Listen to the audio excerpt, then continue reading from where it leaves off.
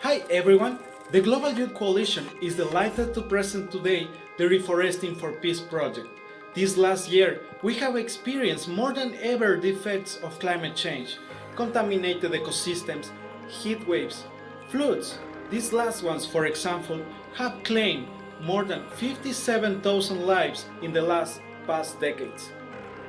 Therefore, we must rethink how we deal with social and climate crisis, because a lack of captivating and conscious content can lead to disconnect the climate guardians' efforts from public perception. Reeforesting for Peace addresses this issue by leveraging filmmaking and social media to inspire a global movement to bridge the gap and to empower youth to drive impactful climate action. With this, as part of the GYC capacity building strategy, we aspire to empower youth, climate scientists and NGOs to use the tool of filmmaking. Amnesty International, Greenpeace and Oxfam are some examples of how filmmaking has an impact on the support and involvement you get. Oxfam mentioned that the film Iron Hope increased the donations to the organization by 15%. Not every organization has the capacity or equipment to create a high-quality content and raise awareness around their ongoing solutions. Our plan is pretty ambitious but necessary. We will train 5,000 youngsters with movie-making skills for cool content creation and connect them with 500 NGOs on ongoing solutions. They will receive proper equipment from our side. Empowering and gearing up NGOs and youth leaders in the front line will make it possible to create popular content and 500 real youth, local organizations and climate scientists uniting their strengths to combat climate change effectively. With a comprehensive curriculum, Reeforesting for Peace will seek to educate young individuals about the art of filmmaking, enabling them to create compelling content and inspiring fundraising campaigns for climate action. We aim to create short movies and cool reels that raise awareness about environmental issues and ongoing nature-based solutions, inspiring those individuals who may just not be interested in the matter. And while our plans seem ambitious, we've already demonstrated our ability to make a difference with global projects. Take our Global Youth Oxford Net Zero training program as an example. We trained 5,000 individuals through 13 sessions live interpreted in 4 languages, and our first session had an outreach of 13,000 views. Now enjoy our promotional video. Reach us out. Take action at theglobalyouth.co. Entire neighborhoods wiped out by sudden catastrophic flooding. Southern Europe is braced for more record-breaking temperatures this weekend as a heat wave there. 1 million species of animals and plants around the world are now at risk of extinction.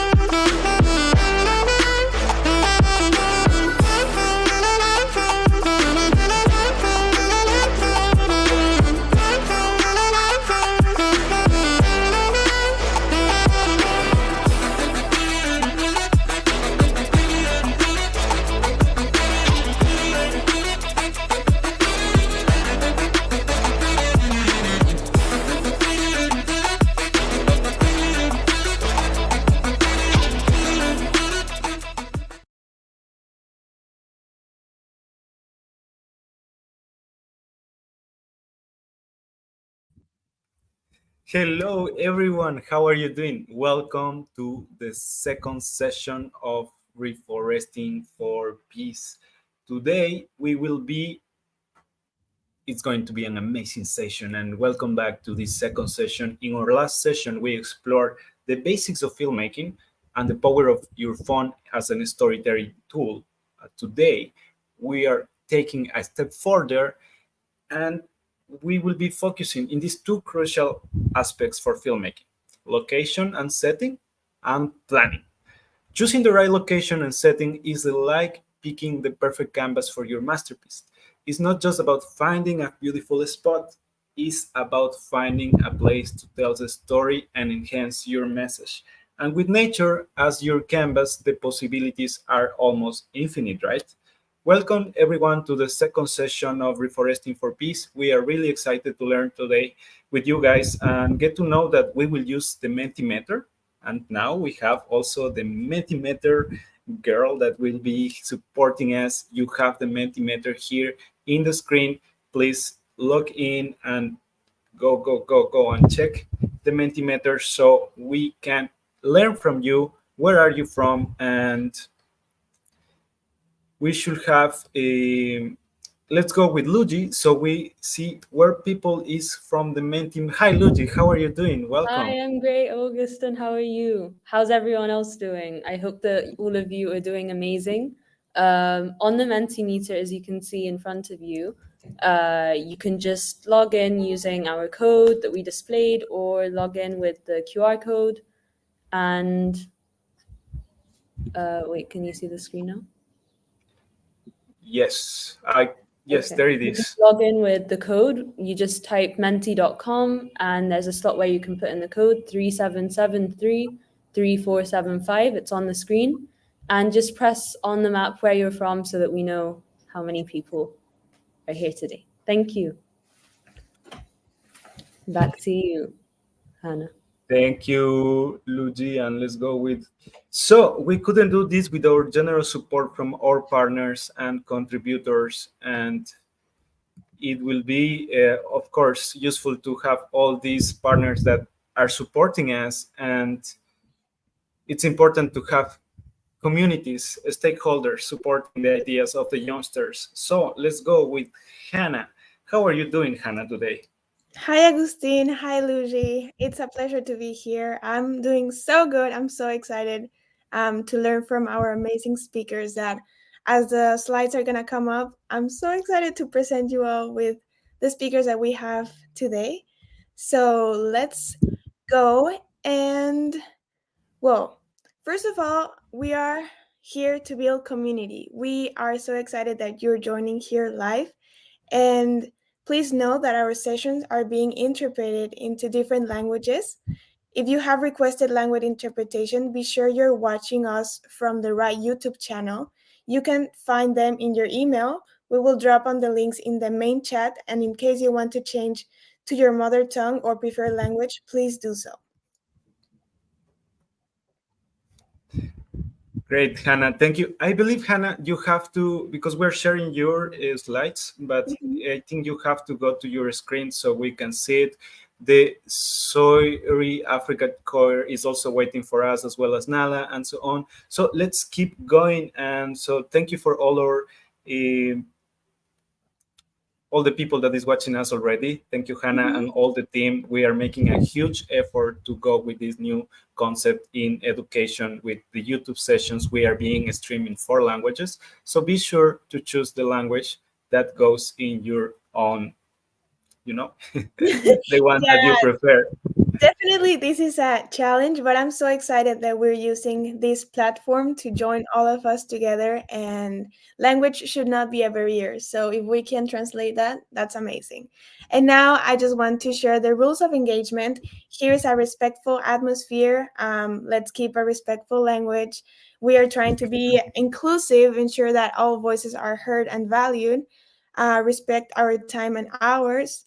And lastly, I just want to make emphasis on the Mentimeter because we are so grateful we can hear from you. So make sure whenever we share the slides, you share with us what you think about this presentation. I think might be a good idea to have the Mentimeter code also here somewhere in the text so people know where to go if you cannot scan your code. But let's keep going. And now we will introduce our first speaker. We go with Nalla Muthu specialized in cinematography from FTIT Chennai and later worked as a high-speed cameraman with Indian Space Research Organization. He has worked with some of industry-based networks, right from Doordarshan to National Geographic Channel and BBC, and has shot India's longest-running Panda Award-winning environment series Living on the Edge. His obri includes First of Many, the travel show of The Beaten Track, automobile show Wheels, and reality shows Hospital for BBC. Since 1987, he has made a range of films, including 11 series and 55 documentaries, most centered on the Indian wildlife. His passion for the series for his passion for the royal Bengal tiger has transcended into 5 tiger-centric international documentaries for National Geographic Channel and BBC, which he has produced, filmed, and direct. His ability to add theatrical touch to factual storytelling and his technical skills, combined with a poetic visual style, have won him several awards, including 4 prestigious Indian National Film Awards for Best Cinematography and Best Environment films. So now we have Nalla here with us. Thank you, Nalla, for joining us today. And I believe we have an intro for Nalla, and then we are really happy to hear from you.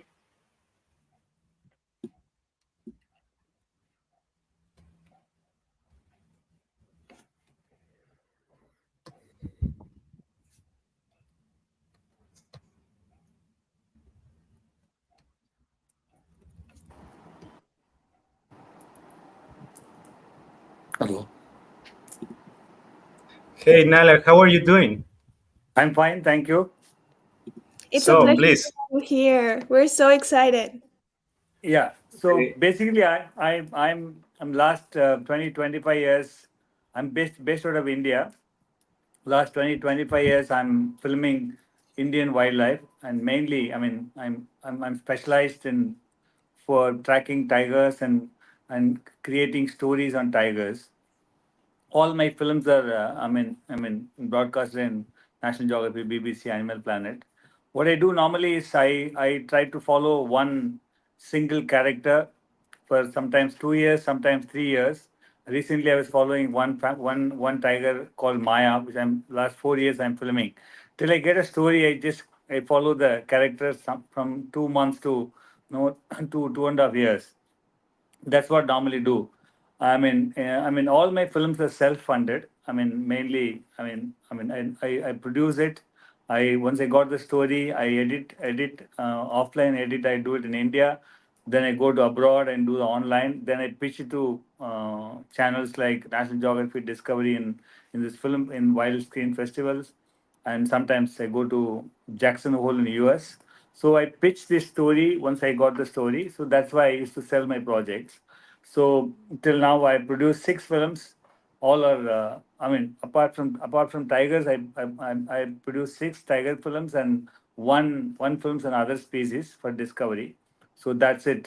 You can see one of my recent 3 minutes music video on tiger. You can play it, please.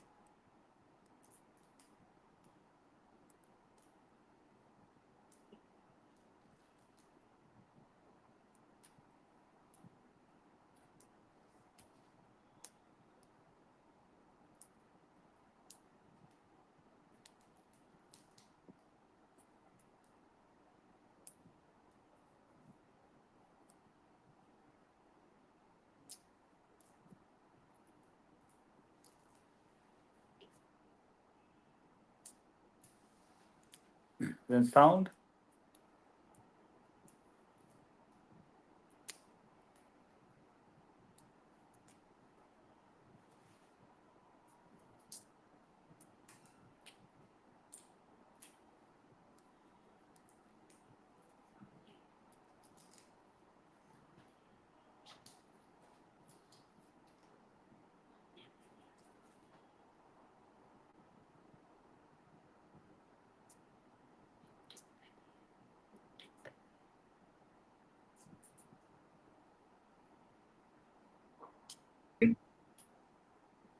Really incredible how we can see this uh, wildlife. But Nalla, how do you get these shots? How is that you can get these shots?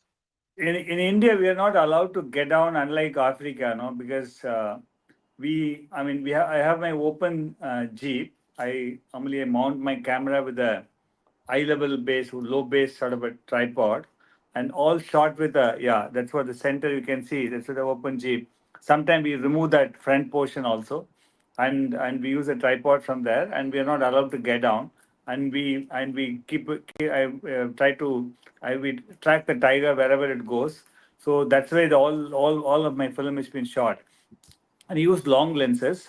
I mean, I carry all long lenses. I go alone, and one trekker and a driver. We three people to travel from morning to evening, and follow the tiger. And that's what all the shots been shot. Living with us, and if you get to the chance to do a small shot of these animals, and actually the population of insects all over the planet is decreasing, and it's also a part of raising awareness that there's some people that is afraid of these animals, and as we are afraid of tigers. I am personally, I think, afraid of tiger. I would love to see one, but like you did, but it's a bit like you have always these this way of connecting with the animal. So what I would like to ask you, when you use the location like you are doing, how do you do to keep yourself calm, even though that you are in a jeep a bit far away, but you still have to keep calm so the animal doesn't feel your presence? Is there any technique in the location that you are doing, or how does it go? See, normally what I do is in our national park there are some in a tourism zone. Tigers are a territorial animal. And mostly they'll be inside some 20 to 30 square kilometer area. So since I follow one character to make one film, I will be traveling in that 30 to 30 square kilometer area. And again, even if there is another tiger nearby, I don't go. I normally stick to this character, because I mean sometimes I may not get my own character from sometimes 2 days and 3 days, and the idea is to stick to one character and one family, and that's the and on a regular basis. You go morning till evening, wait, and come back, and next day you go, because that's the way you follow in a very serious, very, on a regular basis. Then only you can get a story. There's no point of randomly going wherever there's an animal and you just pick up. Then you'll end up getting lots of shots and you cannot make a story. That's one thing. Whether you make a small film or a medium size or a mid or a feature length, you need to stick to one character till you get a 2 minutes or 3 minutes or a 2 hour story. That's one thing which I've realized in Tiger. All my films are one character, one location. That area may be big, but there are sometimes I won't get tiger for 10 days, but still I stick to that character. But sometimes people come and say, there is a tiger sighting nearby, there may be a different character, I never move. I stick to my character, and that's one thing which I always ask people to stick to that. So you get great sequences, because you can't afford to lose moments. I see what you are mentioning. So the thing is that it seems, Nalla, that because we were sharing your video, the copyright system recognized your video from the BBC, and now it looks like our stream session is somehow stopped, but we will continue like normally. And please, let's slow down our English so our interpreters can keep going with interpretation in 4 languages that we are having right now. Uh, so, but thank you so much, Nalla, for what you are sharing. I'm not sure if Luigi is around here, because she has some questions for you from our community. I am wondering, Luigi is there. Hi, Luigi. I've sent one more link which you can play it. Yeah. I've just one more link. I mean, which is called Wonders of Tigers. Lucy, if you can check your mail, you can play that. Okay. Yeah. There's no restriction, copyright restriction. Okay. There you go. You can forward this. The beginning is got. Okay. Let's go here. Great. They tell me that we are back online.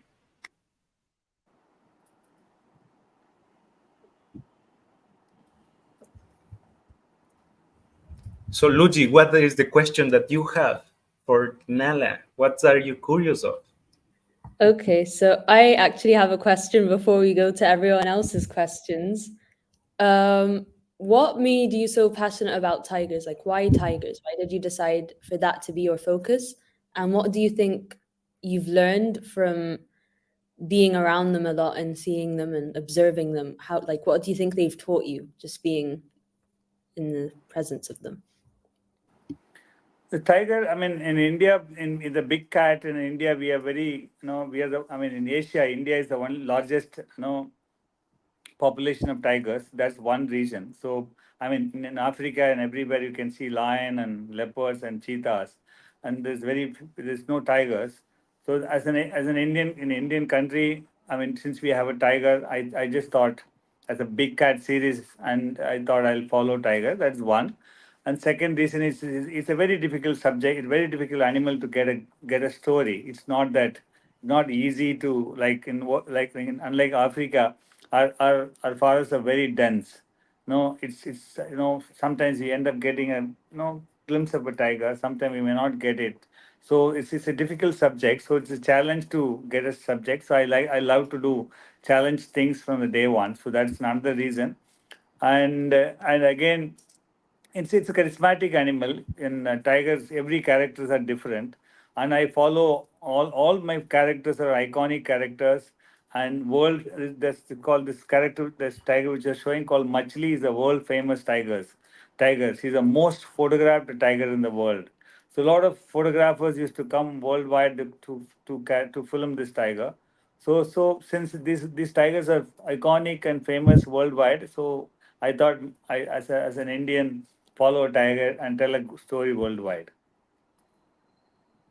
Okay, I actually have another question, if that's okay with you. Yeah. Well, you told us why tigers. You gave us the reason why you like around tigers and why you chose tigers. But what do you think that you've genuinely like learned from them? Is there a certain skill like when photographing tigers that you need to take care of, like the way they move, like a certain thing you have to do with your camera when they move to capture them in the best way, or what exactly?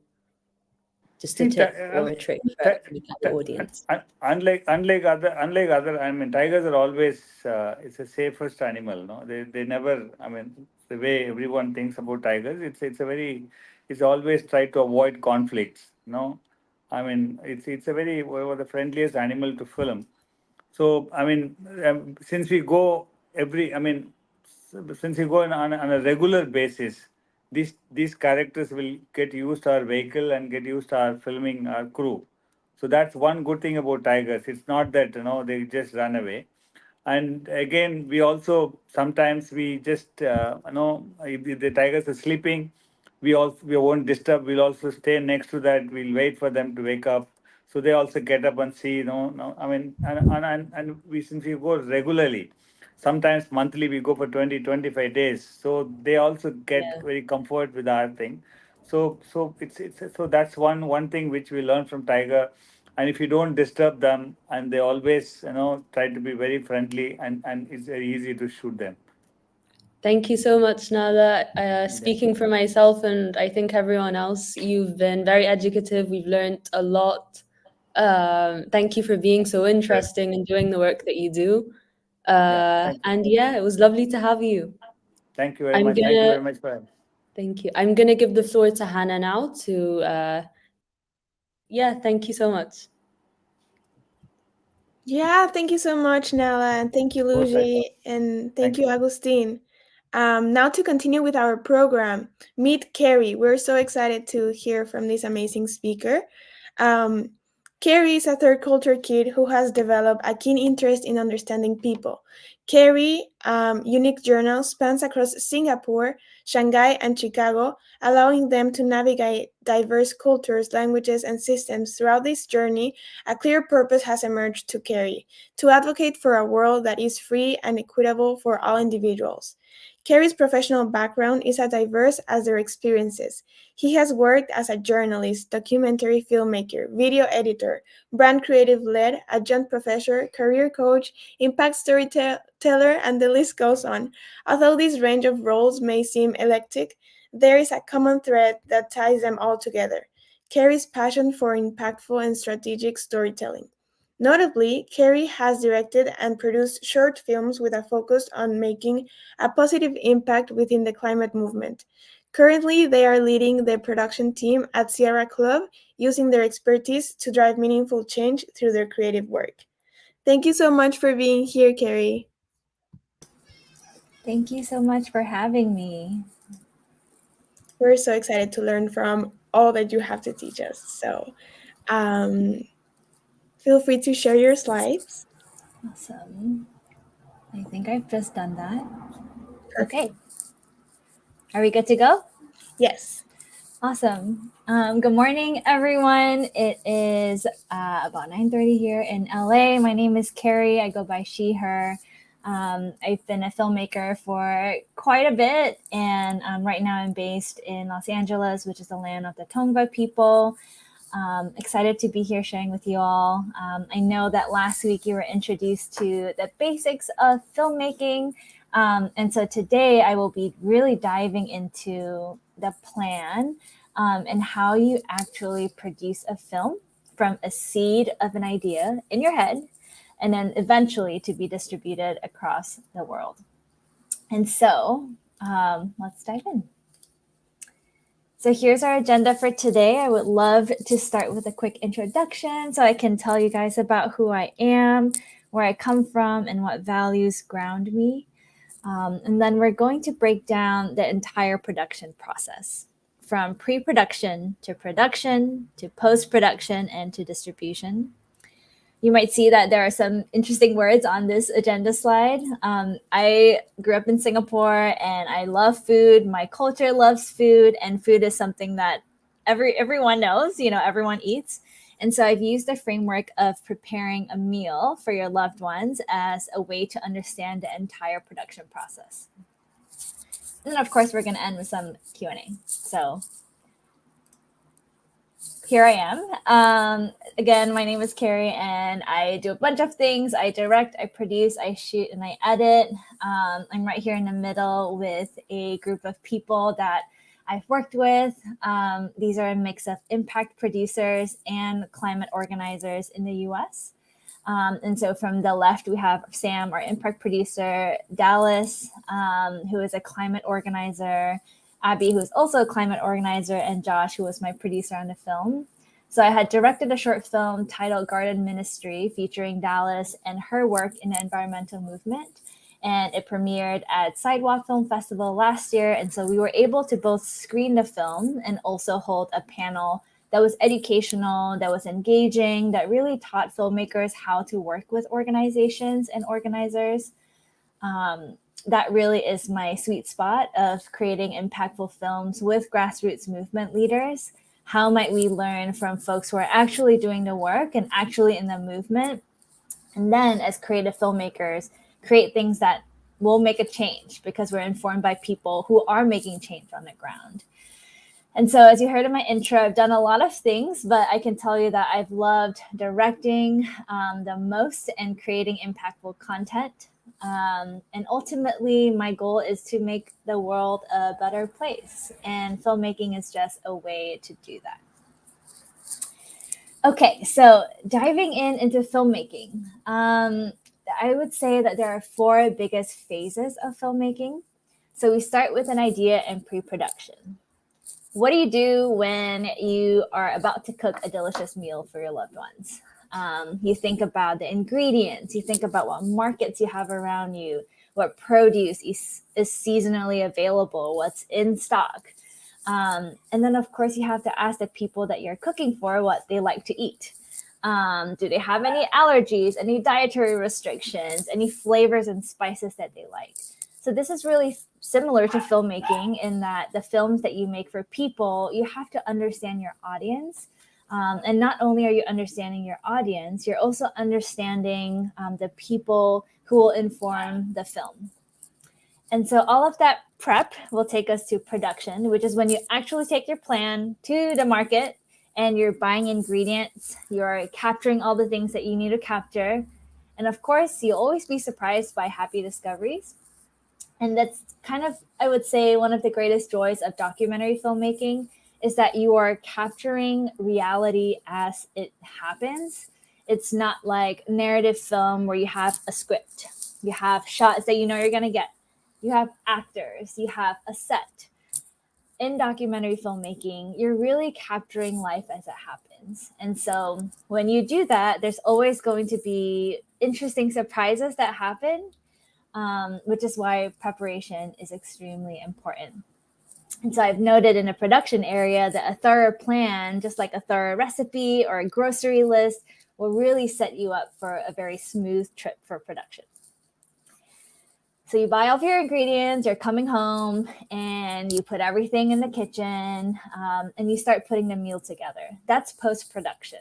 That's what you're doing with editing. You're taking all of your footage, your interviews, the stuff that you shot, whether with your phone or your camera, really anything that you've captured in production, and you're putting it together into a final piece, just like how you're cooking.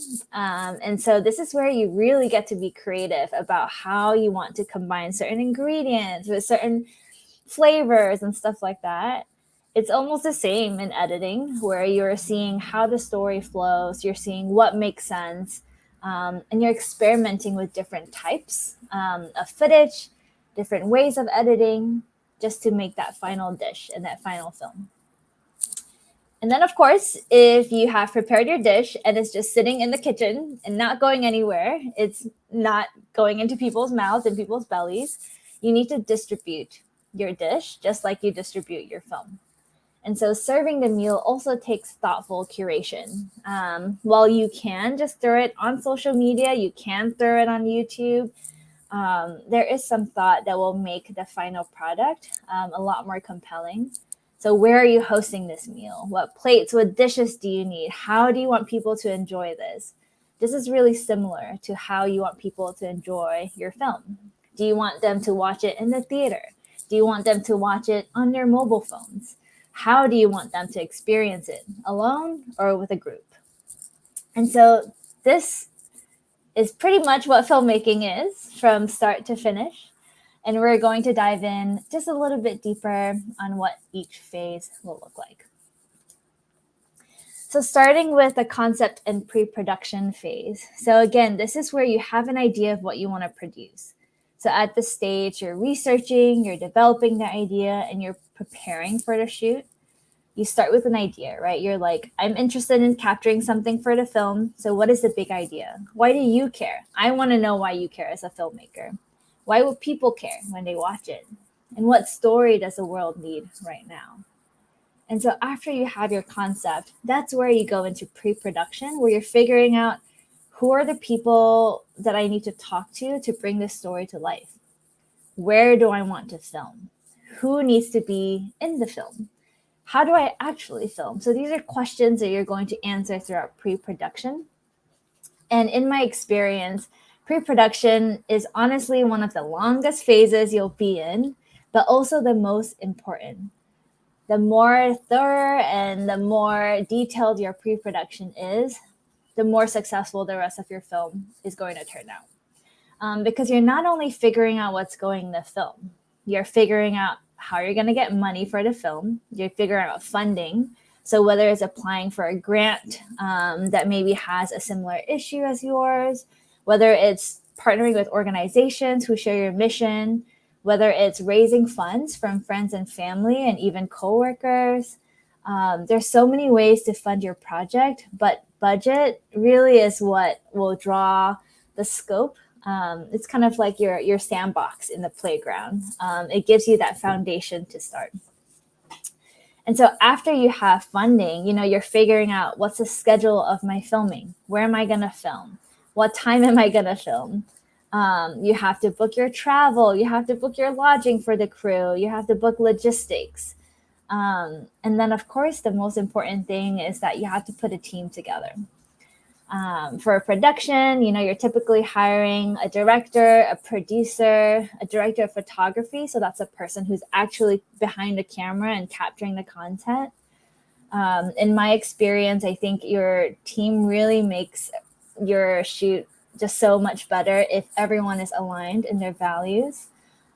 So for the film that I mentioned that we premiered at Sidewalk Film Festival, featuring Dallas, who is a climate organizer in the South, we were really intentional in hiring crew, especially women, because women are very underrepresented in crew databases. So we put together a really amazing crew who actually cared about the topic. And so together, when we were on production, we functioned as a team. We weren't just coworkers. We were moving towards the same vision, and we got to create something that we all cared about. And so putting a team together, again, is a huge piece of the puzzle for pre-production. Okay, so you have your plan, you know what you're gonna do, and so you move into production. And so production, typically it's the most exciting part of the journey. You know, you're on set, you're doing all these things, it's flashy, there are lights, there are cameras. It is exciting, but it's also the shortest part of the journey usually because it's expensive. But all of your preparation has led up to this moment on the ground. So here are some elements of a documentary production, typically. You will always have a few main characters, or we can call them protagonists. And these people are people who will bring your film to life. They are serving as our main characters that we will follow throughout the film. And they don't have to be people. They can be animals too. And in some documentaries where you're trying to make a point or educate people, you will also interview experts in the field. Whether it's a professor or maybe someone who has been in this movement for a long time. Those people are experts too. And so these experts will serve as our educators in the film, providing somewhat of an objective point of view to say like, hey, this is what I've learned. And then your characters are the ones who are really humanizing the issue in your film. So that's the interviews. And because this is a film, you'll need more visuals and interviews. And so this is where you get to plan what visual scenes you want to capture to bring your characters to life. You want to show your characters as real people who are people that you can meet and talk to. You want your audience to really relate to the people. And so you'll see a photo of this lady on the bottom left. Her name is Jeannie. She was someone I was filming for a documentary that I directed on two chefs who open their own business. And so this moment happened because I was just in the kitchen with my camera for hours. Nothing was happening.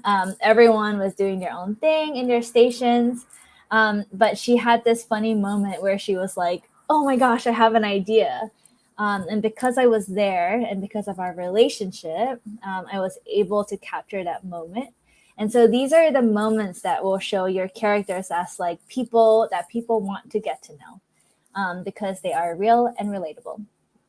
And then lastly, in a film, you typically also want to look for events that are happening for real time. So you want to capture the real time event, whether it's your protagonist is going out to do something. Your protagonist is organizing an event and going to the event and actually experiencing that thing. Because you want to be there experiencing what they're experiencing with them and capturing that on film to show what their world looks like. And then before I forget to mention, you also want a sense of space and time. Space being like a sense of place as well, like what is around your characters. So similar to what we heard from our previous presenter, it's really important to show your character's world to build a realistic story for your audiences. Okay. So once production ends, you're going to have so much footage, so many hard drives, and you're back in your editing suite. And so comparing it back to our cooking a meal for your loved ones, this is where you've gone out to forage all of your ingredients, and now you're back home trying to put this dish together. Everyone has a different process for post-production, but what I've put here is what my process typically looks like, especially working with editors. I would say that there are 4 big phases. The first phase is putting your story together. And so what I would do is I will take all of my interviews, I'll transcribe them, put them all in front of me. And so I've had papers on papers. I try not to use papers now, but basically you look at every interview and you're pulling sentences here, sentences there, and you're forming the story through text. I like to look at a text-based script before I go into like a Premiere Pro or like an editing software, just so I can read the story and to see if it makes sense. So once you have that, you feel good with that, you're going to bring that into your editing software. And so this is where you're grabbing the sound bites from the interview, you're putting things together, you're listening to it to see if it makes sense. Was there like emotion in the sound bite? Do you need something else? And once you have the story, you can consider it like, okay, my film has a strong story. What do I need visually to bring it to life? And so that's what I would kind of consider like a fine cut, where you're bringing in the visuals with the sound bites. And when I say sound bites, I mean they are excerpts from the interviews that you've done. And so once you have the fine cut, then you bring in all of the extra stuff. So this is like, you know, when you cook a dish and you're like, I think I need some salt and pepper on top. Music and sound effects and color grading, that's the salt and pepper on top. It really brings the dish to life, just like how it brings the film to life. And so that's where the final cut lands. And you get to watch it and see if it makes sense. And of course, these are very simple phases, but in any post-production phase, it's probably going to have more stages than this because you're going to have people who are reviewing the cut. And again, you can be an editor. You can also hire an editor. I've done both. Sometimes the really beneficial thing about hiring an editor is that this person wasn't there with you on production. And so they might have a really different point of view when they look at the footage, which then brings like a fresh perspective to the final product. Because as a director and producer, I'm typically on set. I'm interviewing people. I know exactly what happened. So I might have an idea of how I want the story to turn out. But someone who's never been there, never met these people, could potentially look at everything they have in front of them and create a totally different dish that might be more powerful. And so lots of options there. Okay, so here's the fun part. The film is wrapped. Everything's done. You're considering it complete. And then you're moving into distribution.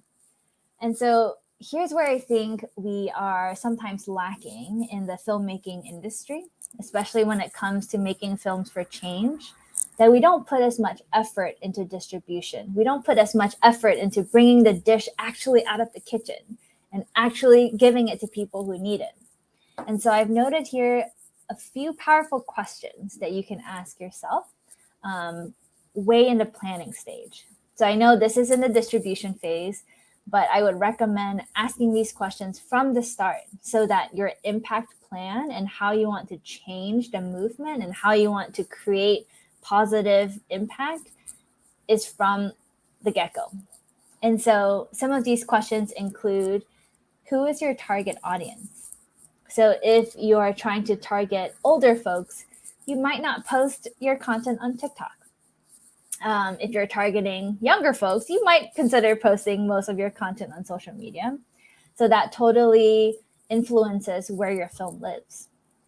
The second question, how do you want your audience to feel after they watch your film? The film never exists in its bubble. The film should always exist in a greater world so that your audience can watch it and take it with them, whether it's learnings, actions, reflections. So that's something that you want to consider, how you want your audience to feel. 3, who are the partners in this space that would support your film? So this is where you get to partner with other people to bring your film to life.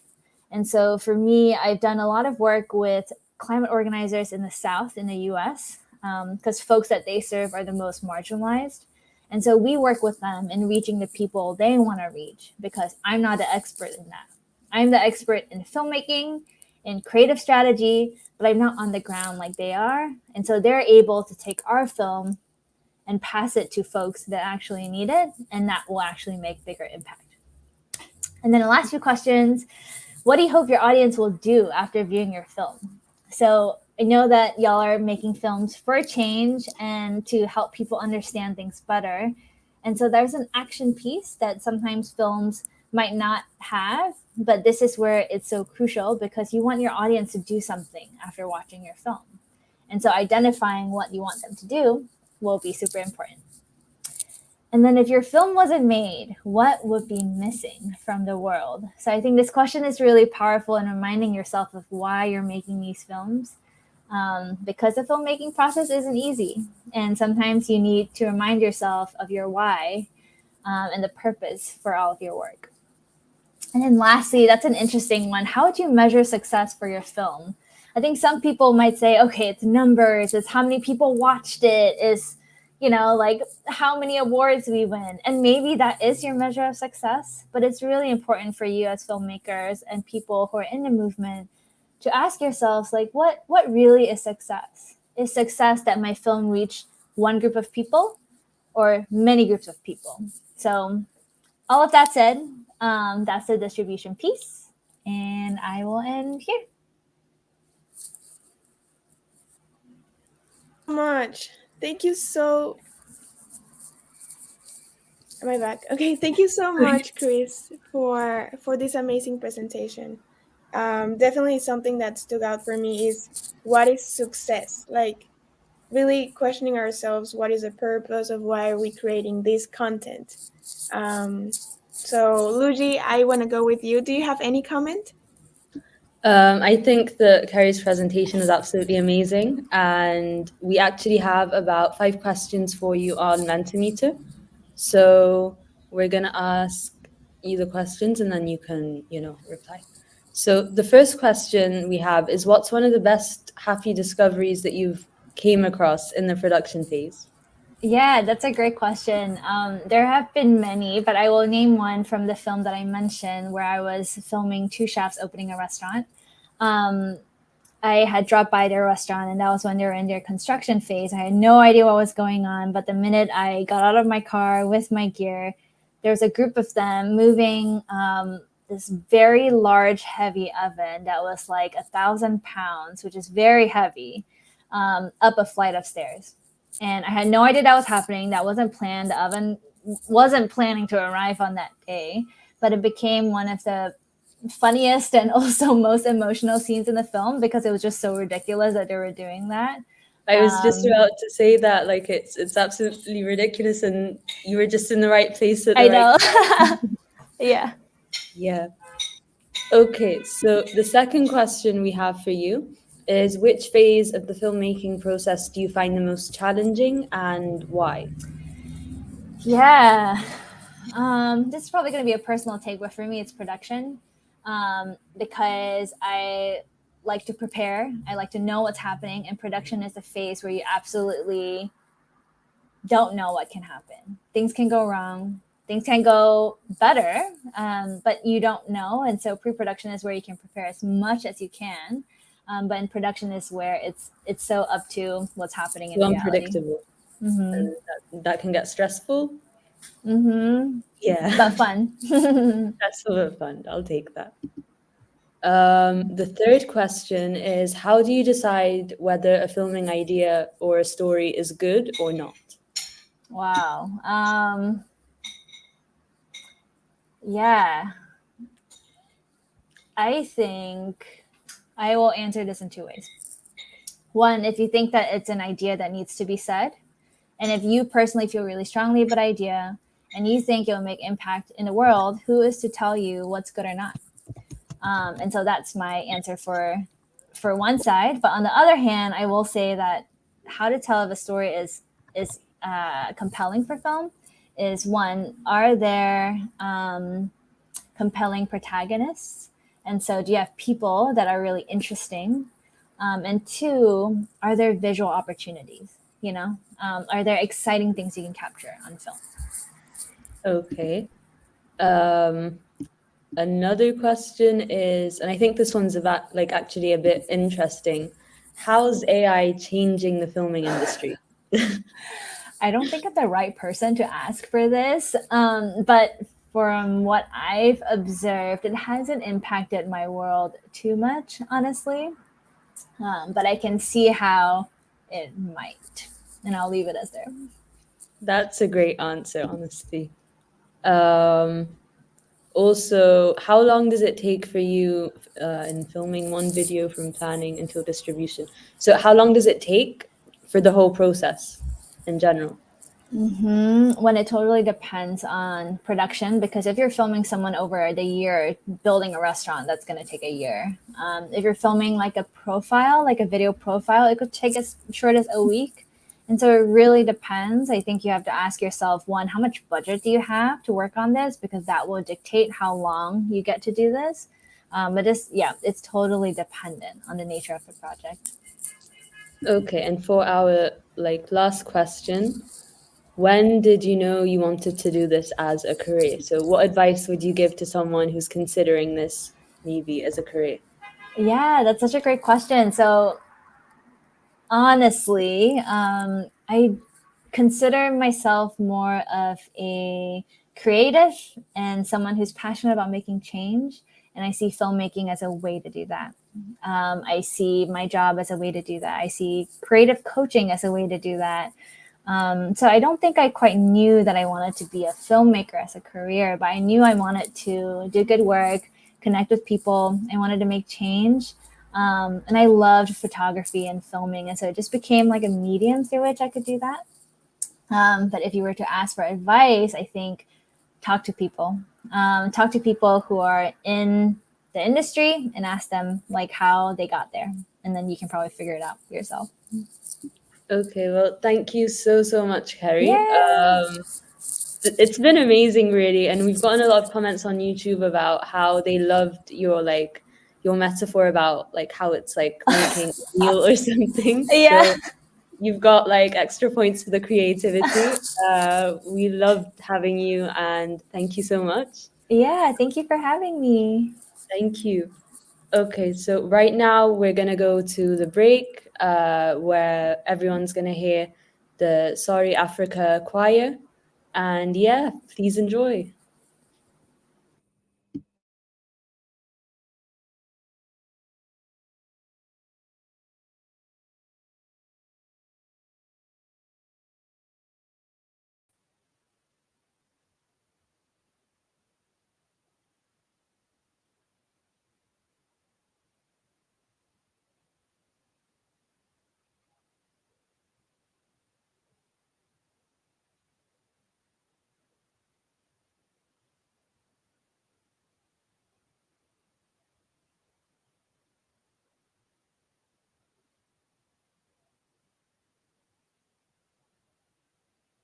We cannot hear you guys. Hi. We cannot hear you. Can you maybe there's something with your, can you try again? Maybe you have to turn off your mic. Here by our side, your mic is on. Now we can hear you. So please delight that with your music.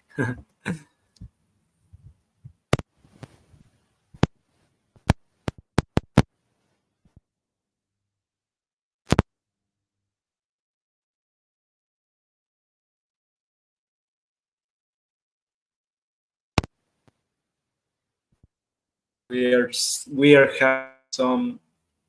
having some connection problems with Sorry Africa. Wait there. Don't go anywhere or go somewhere while you listen. Sorry Africa, can you listen me? Yes, I can hear you. I can hear you, Augustine. Now we can hear you. Let's go, brother. Okay. Thank you for joining us today. I know it's super late for you guys, so thank you so much. Please go ahead and the floor is all yours. Thanks so much. We are going to perform live, and we are coming live from Nairobi, Kenya. And I hope you're going to enjoy. We're going to perform different languages. Kindly, if you don't understand, we believe we are also going to enjoy the music because this is the only way that we perform. We communicate and we advocate for climate change and migration. Thank you. Going on safari, touring places, making friends, meeting new people, learning new culture, make this world a better place. Let's enhance the peace by going places and knowing how other people live. Safari, safari, and having fun. Come to Kenya and meet the people. Come to Kenya, this beautiful country. Come to Kenya, karibu Kenya. Jambo bwana, karibu. A land of beauty all around. Come to Kenya and meet the people. Come to Kenya, this beautiful country. Come to Kenya, karibu Kenya. Jambo bwana, karibu. A land of beauty all around.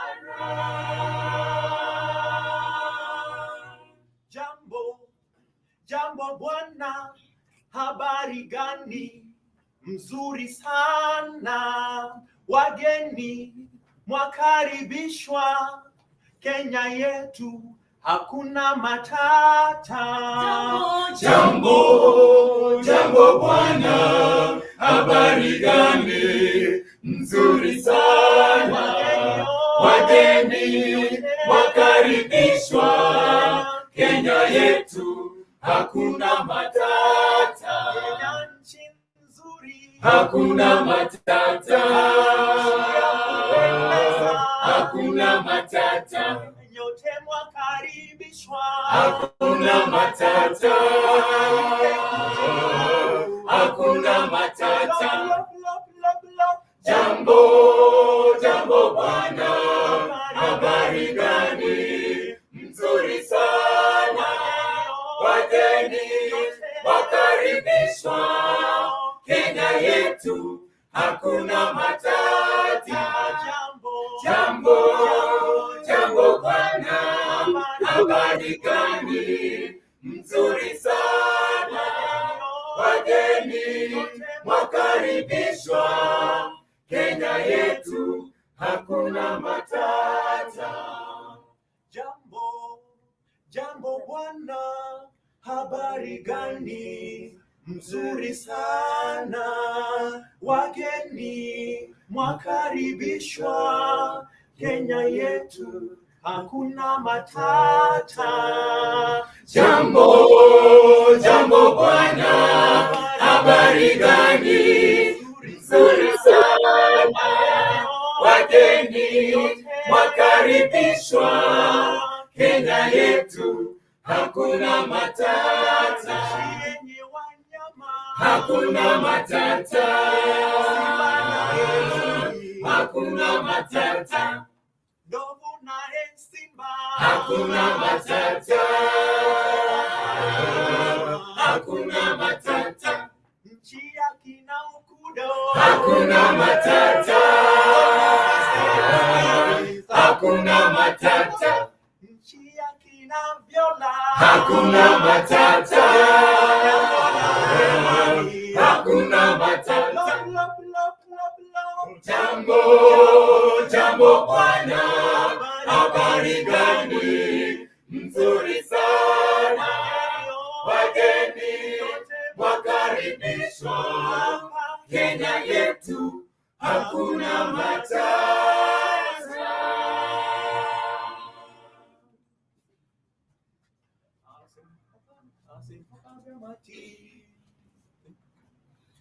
Hakuna matata. Oye, asempapanga matini se Yesu yodo ampa.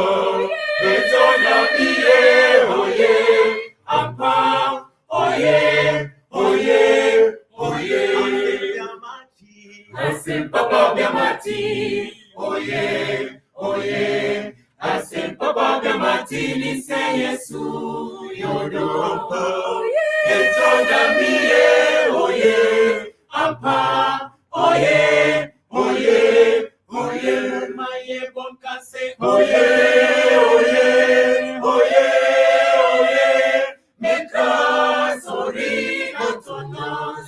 oye, Betona mie, oye, ampa, oye, oye, oye, moma ye monkase, oye, oye, oye, oye, mika sorina tononse, oye, Betona mie, oye, ampa, oye, oye, oye, oye, oye, oye, oye, oye, oye, oye, oye,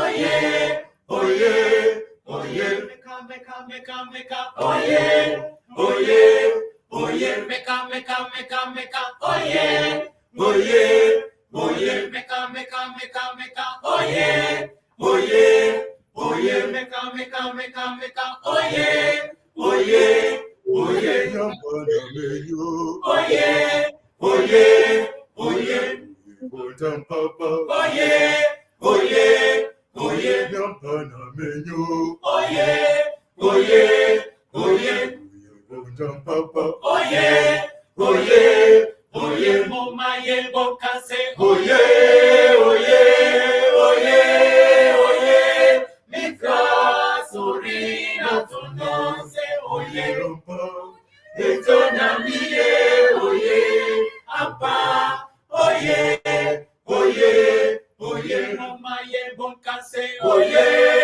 oye, oye, oye, mika sorina tononse, oye, etona mie, oye, apa, oye, oye, oye.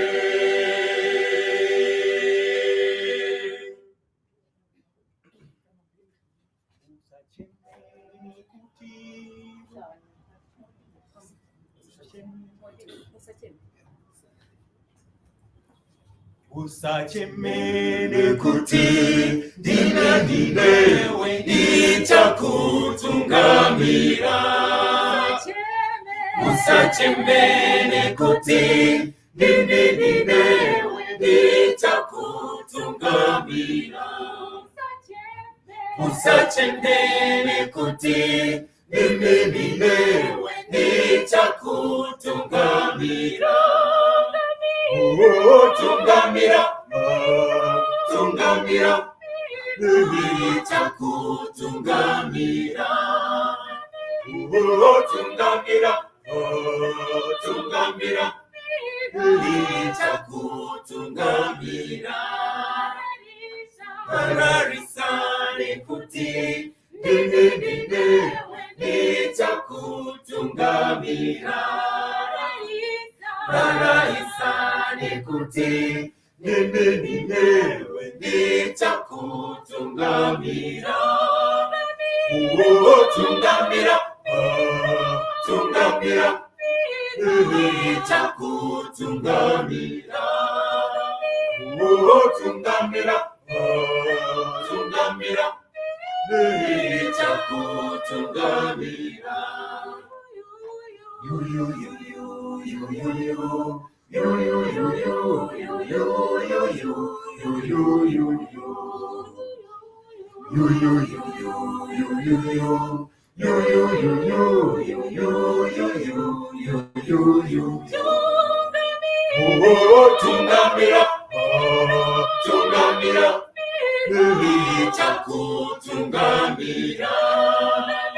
Oh, tungamira, tungamira, nitakutungamira. Oh, tungamira, tungamira, nitakutungamira.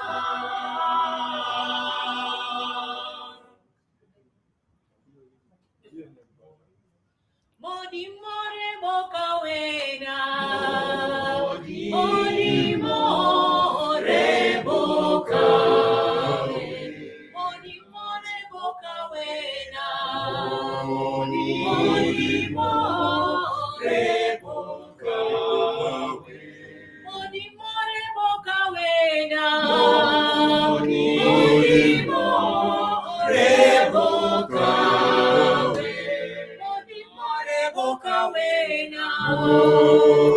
Odimo reboka we. Sotle iezeki wena.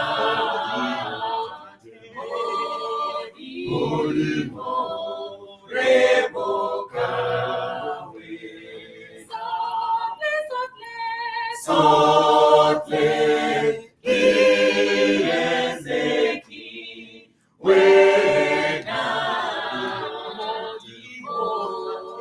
Odimo reboka we. Odimo reboka wena. Odimo reboka we. Odimo reboka wena. Odimo reboka we. Sotle iezeki wena. Odimo reboka we. Sotle iezeki wena. Odimo reboka we. Odimo reboka wena. Odimo reboka we. Odimo reboka wena. Odimo reboka we. Sotle iezeki wena. Odimo reboka we. Sotle iezeki wena. Odimo reboka wena. Odimo reboka wena. Odimo reboka wena. Odimo reboka wena. Odimo tate. Odimo reboka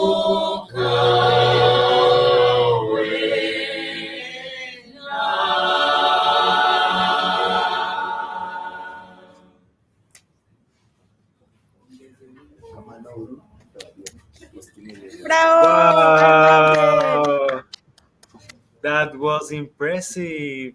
That was Wow. amazing, guys. Thank you. Thank you so much for Hey. sharing. But I have a question for you. Could you share what Hakuna Matata means? Yes. Yes, Austin. Austin, please go ahead. Yeah, I was asking you if you can share with us, and I would love also to see the rest of the team behind you because we love everyone's voices. And thank you again for being this late with us. I know it's already 8 p.m. for you. Sorry for that misunderstanding. But so, what does Hakuna Matata means? If you can share with us. Sorry, I share with you. Yes, if you can share with us what Hakuna Matata means, because we were hearing that you were singing. Hakuna Matata means there's no problem. This is an African Kiswahili word. Basically it advocates for peace.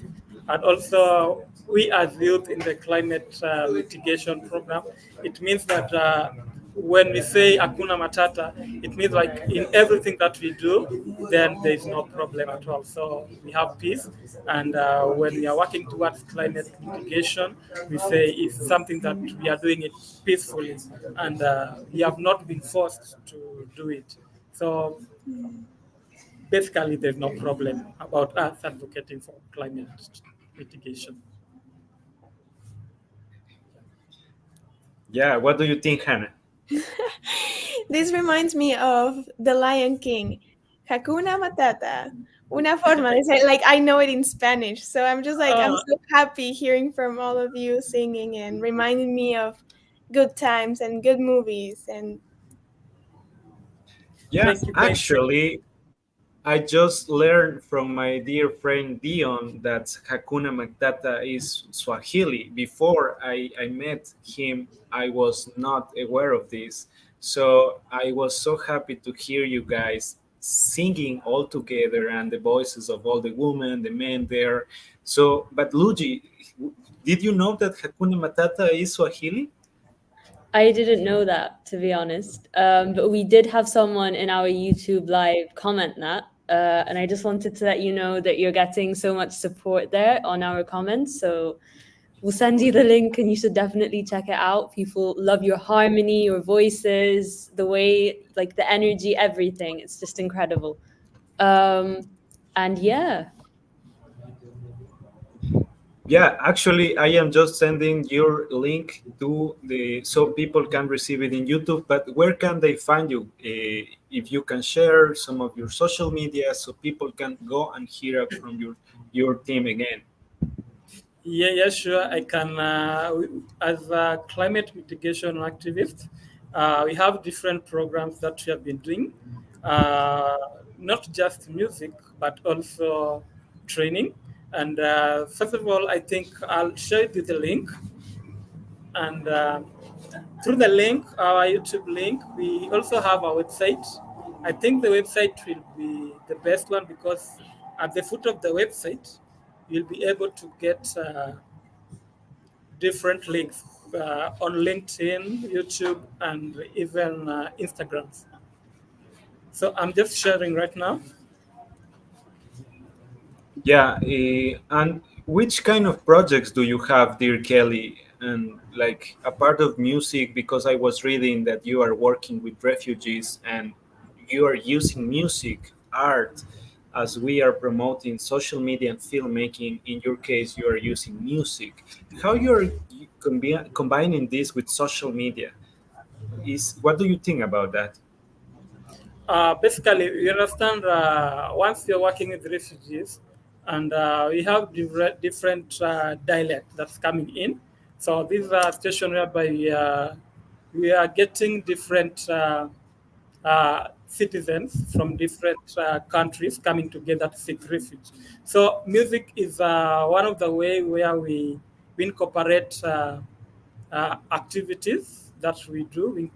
If we get people speaking different languages, we also learn their culture, and through this, music is the only option. It's not only option, but it's one of the programs that we do. When we advocate for climate migration, this is a situation whereby we even cooperate the government and we plead to the societies to put policies that also allow the migrants to be able to interact and work within the country. So this is a country whereby we bring people together and we learn from different cultures. wow.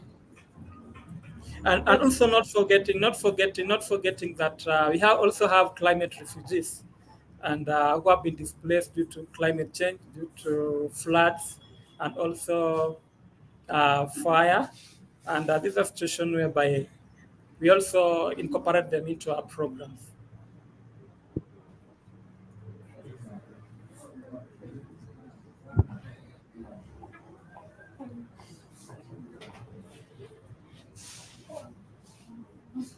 Wow. Well, thank you so much for sharing. This is definitely enrichful. This is amazing, and we're so glad we got in contact with you, and we're blessed by hearing your music. So thank you so much for sharing. We pretty appreciate it. Thank you, all of your team. Thanks so much, and we are humbled to be with you. Great. So now don't forget to subscribe into our YouTube channel so you get to know when the next session is going to be, Kelly, because I'm sure, Kelly, you want to improve your content in filmmaking and social media and support nature-based solutions and somehow solve the climate crisis, and we can stop the climate refugees to keep growing up, because it's not just in Africa, it's not just in Latin America, it's happening all over the planet. So thank you for what you are doing, guys. Thank you, everyone. I am sure that as we enjoy here,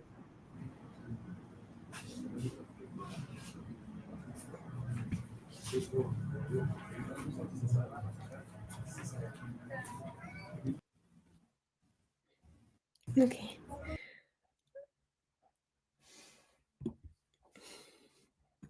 Okay, so right now we are going to share the attendance form with you, and Hannah can take it from here.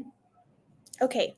Thank you, Luigi, and thank you, Agustin, and thank you again, the amazing artist we had in this session. Just a reminder that this attendance form is important for us to keep account of you, of course, of you, the audience that we have learned in our previous speaker. We want to get to know you. We want to see where you're from, and this attendance form is helpful for us to see who you are and make sure you are attending to these sessions. So I'm going to give you some time to take a picture, fill it out, and the form for session 2 will remain active until that date. yeah, maybe Now, I as will we talk with wait for dear Luigi that Agustin, we had some break, the music time, and yes, now Agustin we will will. share with you and introduce you to Ben Tyrea. Can you hear me? Yes, you can hear me. So thank you so much, Luigi for that. Also for Sorry Africa and Hannah. Yes, we have the attendance form. And why is this important? Because with the attendance form, we can understand how many sessions you are attending, and therefore also we will give you a certificate, but you need to attend at least 6 or 7 sessions. I know that the last session was a bit, we had some trouble there. So therefore we decided that the first session, we won't count it into the attendance form. So let me repeat this before we go with Ben. We won't count the last session as an attendance form.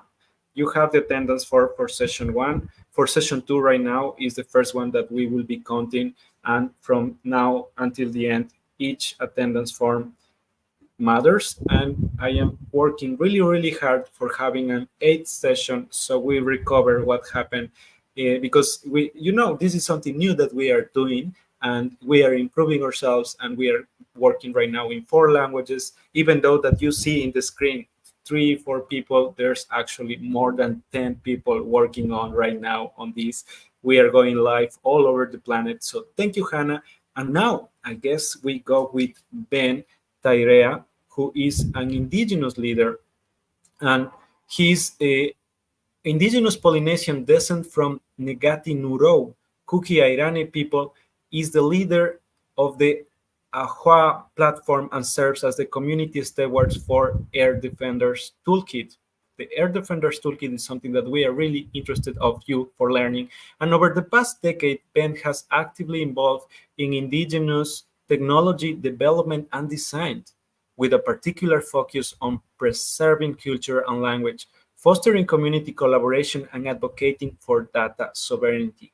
He has received training as a workshop facilitator and a software developer, leveraging these skills to drive his work. While initially based in Aotearoa, NT, New Zealand, sorry for my pronunciation, dear Ben, Ben has expanded his involvement to include participation and support for global indigenous collaborative initiatives. Ben's expertise lies in utilizing technology to empower indigenous communities and promote their cultural heritage. His effort centers around creating tools and platforms that facilitate the preservation and revitalization of indigenous languages, traditions, and knowledge.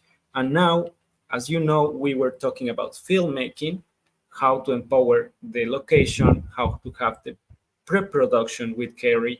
But why do we need these tools? We need these tools to promote ongoing solutions around nature-based solutions. But there's knowledge that we have from years ago that the indigenous communities already manage.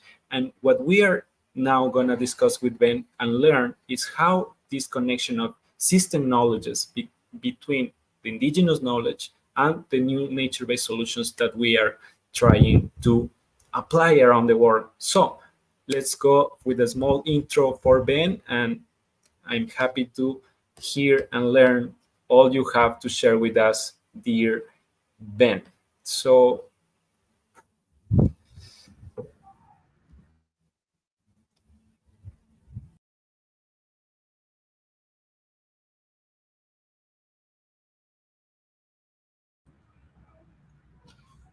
okay, it's like I'm on. Okay. Yes, the floor is all yours, Ben. Please, if you can share your slides, and we are ready to hear from you. Just remember that there's interpreters in the back, so try to not speak too fast so they don't get mad with Agustin and the team. I will do my best. Kia ora na koutou katoa, ko Ben Te Irea toku ingoa, no ko kia rani ahau. Hello everybody, my name is Ben Te Irea. I hail from the small island group of the Cook Islands in Oceania and the Pacific. It's a pleasure to be here to share with you a bit of the work that we do.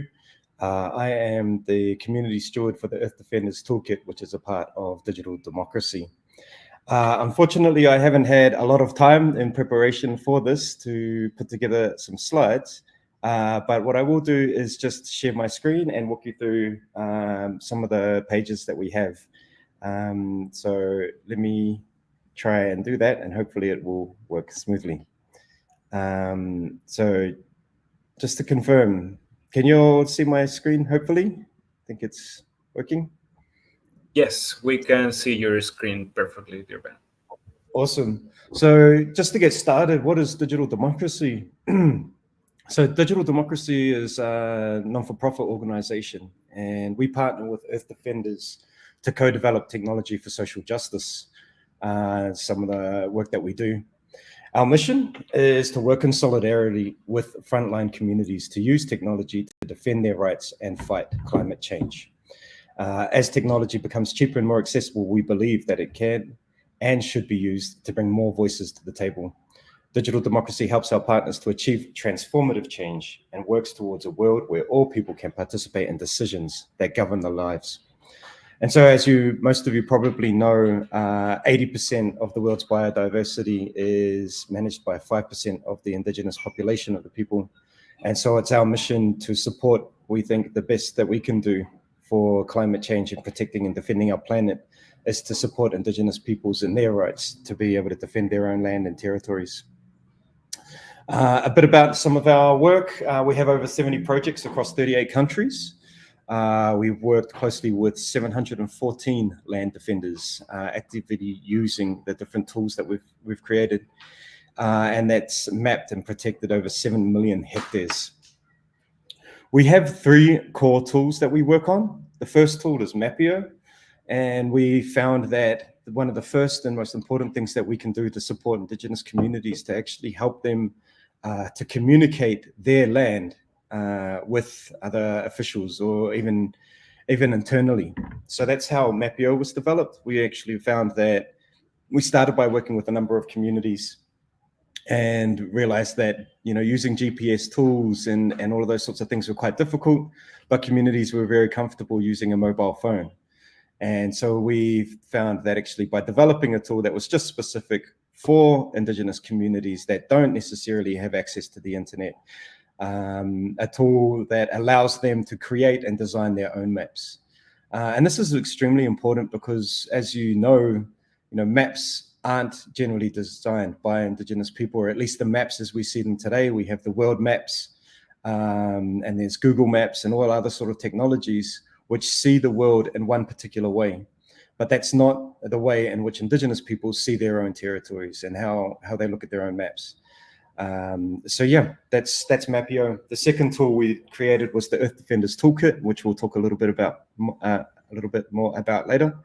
And then the third tool is Terror Stories. And so Terror Stories is, again, another mapping tool, but it is created for people to be able to actually map stories onto a map. So that's kind of the gist of it. Here we have a little story map. I don't know if people have heard of story maps before, but it's a really effective way to try to tell a story with a map. And this is a little bit about our work. So here on this map, you can see the number of the different places and communities that we work with to support their efforts to defend their territories. We're over many different nations and some examples of that work. So here we have the story of the Waorani. And so you can see this was a really interesting use case. The Waorani have a large territory in Ecuador. And what they were seeing is they had lots of invasions of mining and oil drilling and so on. And so what they wanted to do is they wanted to map their territory to which they could explain to the Ecuadorian government, who were giving out the approval for the mining within their territories, the damage that it was doing.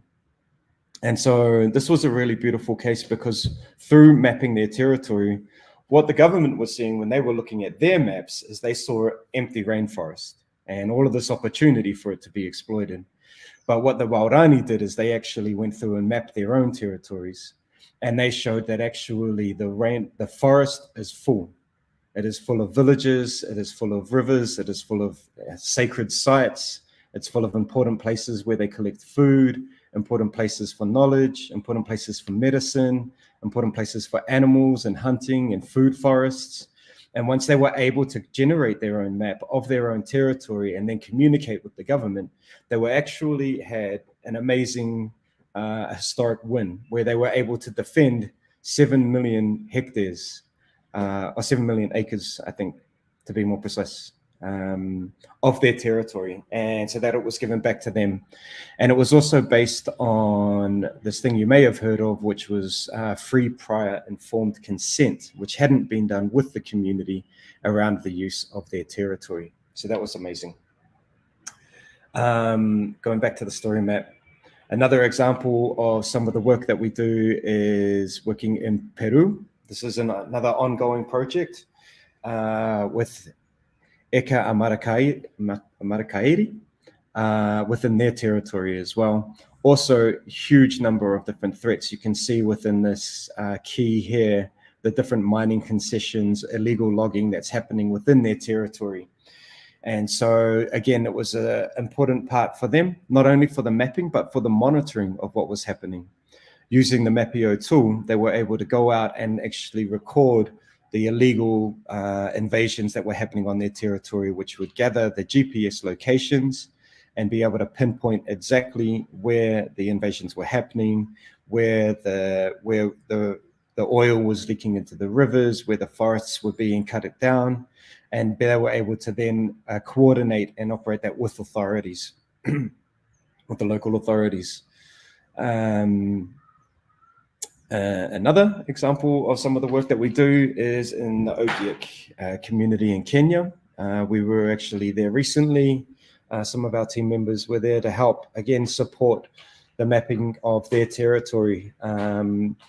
There's a really interesting, as you know, that sometimes in the name of conservation, what we start to see is that governments are trying to protect certain areas and they call it land conservation.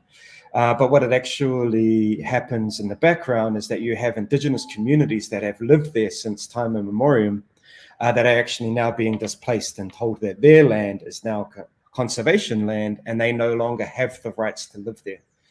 And this is really sad. You can see it's very, very political situation, especially when we start to introduce things like carbon credits, because it's now incentivizing political nations to protect these certain areas, give them conservation rights, but it's then, they are then displacing Indigenous peoples from their traditional lands. And so, yeah, a really important work that's going on at the moment in Kenya and Tanzania and some of the other areas that we're working in. And lastly, it's not all just about land defense. Some of the other work that we do is around mapping oral histories with the Indigenous and in other territories as well. And so we think it's not only are maps important for the protection and the identification of protected territories or Indigenous territories and what's in that area, but it's also an important part for our cultural heritage and protecting the cultural identity of individual nations as well. And so, yeah, there's just another example of some of the work that we do with that. We also, one thing I wanted to share was a recent win with the Sequoia in Ecuador, where they were able to, again, also map their territory, share their stories, and I think they were able to defend something, 42,000 hectares of territory was actually given back to the people. So you can kind of see the relationship between creating content, creating media, creating maps that can then be communicated with the rest of the world for the defense of these territories and the preservation of these forests and traditional lands. So that is a lot of the work that we do within Mapio. The last thing I'm going to share with you is the Earth Defenders Toolkit. And so the Earth Defenders Toolkit, one of the things that we saw within our work was that there are a number of tools that communities have been using, whether for language preservation, cultural preservation, for communications, for mapping and monitoring, flying drones, all of those sorts of things. We saw that there are a number of tools that communities were using. And so we wanted to design a toolkit that would enable the easy facilitation of identifying the correct tool for the community use. And we wanted to make these tools as accessible as possible. And so you can see that we've done quite a bit of work to try to translate the resources into multiple languages. The toolkit is made up of kind of two core elements, or three core elements, really. But the toolkit has, the first thing it has is guides, which has kind of resources and examples of how to use some of the different tools that are in the toolkit. And the other thing it has, and in those guides, we also have different use cases. There's a really beautiful story about the Wayana in Suriname, who actually decided that they needed to create their own free, prior, informed consent protocol, because the one that was designed by the UN was designed, for all Indigenous peoples, but it didn't exactly meet the requirements for the Wayana. So they decided to create their own. And so our goal with these guides is to provide other Indigenous communities with some examples of what the other work that is happening within other communities that might either inspire or support some of their work as well. So you can see there's a guide from the Matawai, also in Suriname, who do storytelling, and from some of the monitoring work that's happening in Ika Amarakairi. The second part of the toolkit is the tool finder. So here we have, so again, looking at some of the guides, personal safety, digital safety, community networks, but the tool finder, what this actually does is it helps the community to come in and to say what it is that they're wanting tools for. So they can say, well, we want to monitor threats for land incursions. We only have smartphones locally available, and we need that something that's and completely free to use and works in remote areas offline. And we can then search to see what are the different options for a community to be able to use for something that meets that purpose. And so there's a number of different tools here. Sorry? Yeah, thank you, Ben. Thank you for everything. I just wanted to comment that it's heartbreaking to hear from all of these displacements and how, as we are growing, or I don't know, like developing, we think that we know more than Indigenous communities, but I feel we should respect them and we should learn from them, because they are the ones that are learning from centuries ago. They are the wise people that have learned how to have this correct interaction with the land, and it's us that we think that we know better. And it's like, no, let's just like remain the humility and compassion of like, how can we interact one another in a safe and in good way. Yeah, absolutely. I think one of the true shames of our current society that we live in is that we've disregarded Indigenous knowledge and Indigenous science and replaced it with kind of this Western form of science and knowledge. Right. And there's Indigenous stories of how people could space travel, or how people could travel through time, and how to live in harmony with nature, and all of these things that are way beyond our current time now. But we've completely disregarded that as legends or stories or myths, and something not to be actually further understood and learnt from. So yeah, you're absolutely right. I think it's one of the great tragedies of our generation. Well, and more accurately, our parents and grandparents' generation. Yeah. But yeah, we're not late to keep learning and change our direction of walk. So hopefully opening the conversation and making ourselves humble, that as we have something to give, we have something to learn. So now I wanted to say thank you to being here. Thank you for sharing all this valuable information. And now I'm going to give the word to Luigi. Hi, Ben. How are you? How are you doing? Doing well. That was like a really, really amazing presentation. So thank you for that. My pleasure. Okay, so we're going to go to the questions that people have. The first question that we have is, how can they get access to the app that you talked about? So Mapio is available in the Play Store. It only works on Android at the moment because 99.9% of our Indigenous communities only have Android phones. So it works very well for them. But we are working on an iPhone for the rest of the general population as well. That's great to know. The second question that we have is there any way to collaborate with you, or like where can they contact you? Yeah, absolutely. Get in touch. Absolutely, yeah. Please do, if you would like to get in contact with me. info@earthdefenderstoolkit.com is probably the easiest one to remember. Otherwise, my email is btader@digital-democracy.org. Is the other option. We would love to get in contact with you. We understand. Could we put your email into the chat for them? Absolutely, yeah.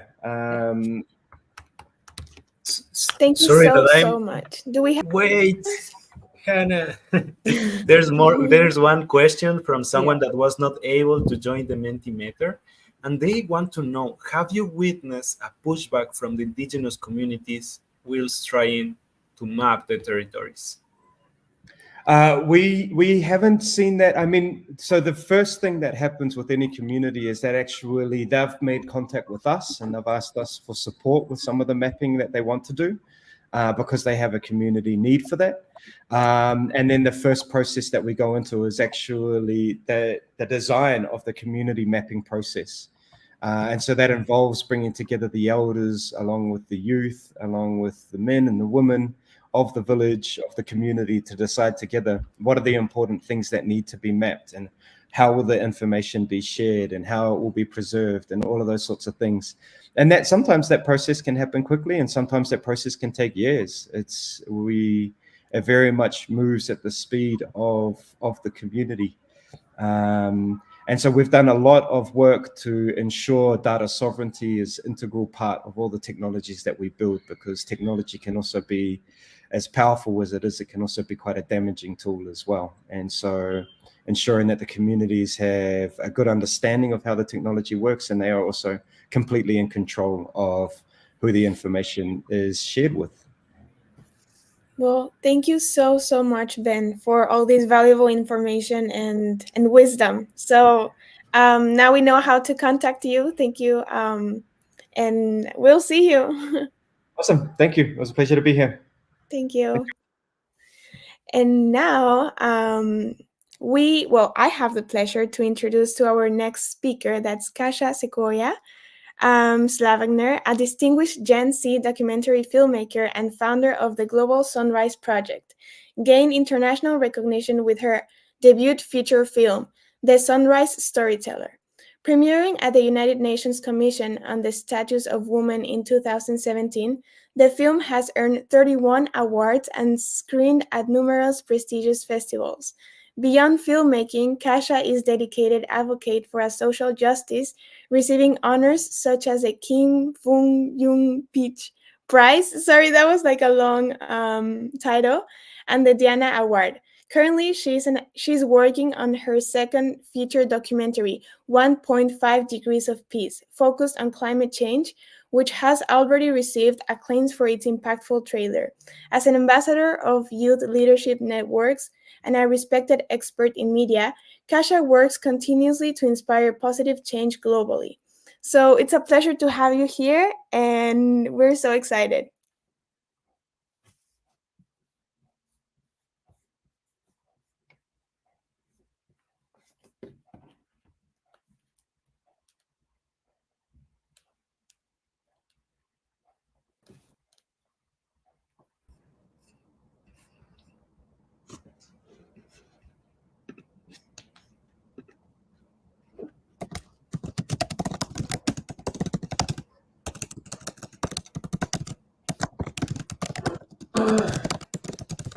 Hi, Kasha. How are you doing? Good. Thanks for we are having here me. with you.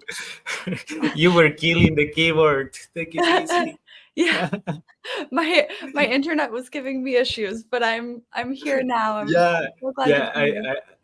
I know it's a bit like stressful for all of us. Like, where's Kasha? I We're know. like, no. Went missing for a moment, but I'm ready. I can. Yeah. Yeah, please. So the floor is all yours. Welcome and thank you for joining us again. Ciao. Thank you so much. I will just share my screen. All right. Well, it's an honor to be here with you all today. I'm Kasha. I'm a documentary filmmaker.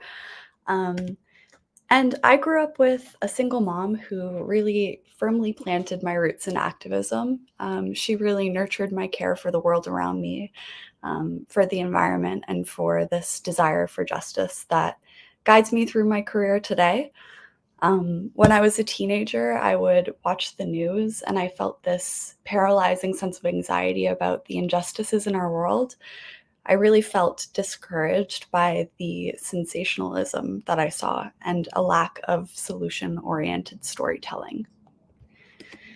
So I was pretty unsure about what I could do to affect positive change, but that was until I was 14 when I had a life-changing experience. I was invited to be a part of a delegation to the United Nations Commission on the Status of Women. And this is where thousands of people from all around the world gathered in New York City to discuss the issues that they faced in their community and to demand action to achieve gender equality. I met so many powerful leaders who were finding solutions at the grassroots level. And this challenged and contrasted everything that I had learned about the world around me through the mainstream media. So this idea of the agency and creativity and resilience of grassroots leaders was not really being reflected in the news, and I knew that something had to change. So I had this crazy idea, and I found this desire deep within myself to tell stories. So I thought about what would be possible if I could help transform these narratives that I'd witnessed. Somehow, I found the courage to ask my mom if I could take a year out of school to search for stories of people around the world making positive change. And I was just about to turn 15 at the time. I was still in classes in high school. I was living in a single-parent household, so I had no real way to make this happen. It was just a figment of my imagination at the time. But I had this dream that was really guiding me. And so after months of dedicated research and proving and pestering her with this idea and just saying how committed I was to telling the stories of people who were inspirational, she kind of humored me. She said, if you can find a way to raise the money on your own, then we will make it happen together. So I had one person to believe in me, and we took this giant leap of faith. I had no experience in documentary filmmaking and no knowledge of how I was going to make a film, but I took it upon myself to try. I set out to make a documentary about people in the global community making a difference despite all odds, and that was The Sunrise Storyteller. And after a year of fundraising, we hit the road for 6 months on my 16th birthday, starting in South Africa. When I was 16, like I said, I had no experience in documentary filmmaking. I learned everything that I know through trying, failing, Googling, and looking for mentors along my journey. And I started out only really knowing the principles of photography, which translated to cinematography. And I had no clue how to edit, so I took a weekend-long basics in editing course, and that prepared me for my travels. And when it was time to hit the road, I let this natural sense of curiosity that I have really guide my interviewing process, and that kind of helped me find the connective threads between all of the stories that I got to document. So we continued to travel through Mozambique, Tanzania, and Thailand, and after 6 months, I'd done 30 interviews, and my film, The Sunrise Storyteller, covered stories across a broad range of issues, really spanning across the 17 UN SDGs. But what ties them all together is their shared commitment to bettering the planet. This experience really shaped me as a young person, and it made me really passionate about pursuing a career in documentary filmmaking. So now, where I'm at is I'm working on my second feature film called 1.5 Degrees of Peace. So if we look at the state of today's world, it's clear that we're kind of in this crisis of disconnection. Corporations are extracting endlessly from our environment without consequences. Leaders are making decisions kind of removed from the personal impact of their decisions. And humanity kind of acts as if we're separate from nature. We're above it. Or I would say more so the global north. We tend to act in that capacity. And when I engaged with climate news or organizations, what I tended to notice was that there was a missing link in the conversation, and that is how deeply connected climate change is with conflicts and militarization. So 1.5 Degrees of Peace, my new film, I felt needed to be a bridge of connection to our Earth, to our humanity, to our interconnectedness, and to our healing. The film explores those interconnected forces driving climate change. So militarization, conflicts, and systemic violence. But the film takes a character-driven perspective, spotlighting the stories of 4 young activists in their pursuit of social and environmental justice. And through their personal journeys, these bold young leaders discover the tools that we need to sustain movements for climate justice and for peace. So as they strive to heal intergenerational trauma, reclaim their cultures, and restore the health of their environments, our protagonists inspire us to break down the systems that are harming humanity and our planet. So everything in our natural environment is really interconnected with one another. When you impact one part of the ecosystem, there is this inevitable ripple effect. And the same way, issues of a social nature are also so connected. We see these connections between the 3 of these issues in the militarized violence that's being waged against Indigenous environmental defenders who put their bodies on the line to protect sacred lands from extractive industries. But we also see this in military occupation in communities where that military presence and conflicts are present, mostly in the global south or BIPOC communities.